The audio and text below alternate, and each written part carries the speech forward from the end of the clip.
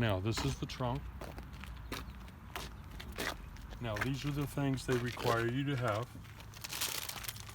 This is your vest, because if you're out changing the tire or doing some kind of work on your car, you want to be visible. I have a first aid kit. Okay, I have a flashlight, but the batteries are inside so that the batteries don't burn out.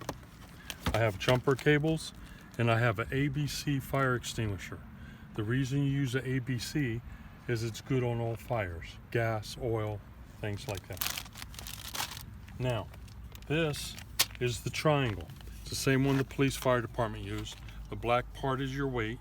You turn it sideways, and then you use this and you put it into a triangle, and you put it 50 to 70 feet behind your car if you're out working on your car.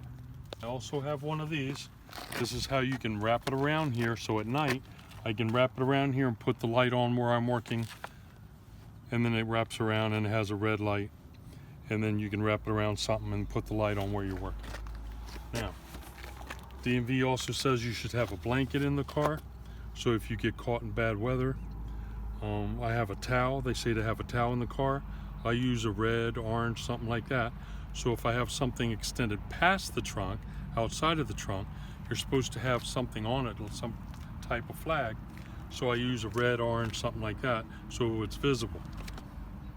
I have an umbrella. I have an ice scraper. Now, I have a black pouch in there with flares, reflective flashlight, and a poncho. And that's underneath the pillow. Also, you want to have a small little toolkit.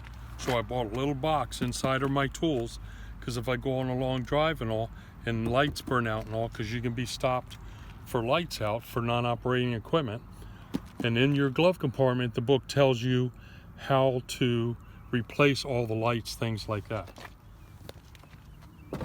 Now, underneath there is the spare tire and the jack.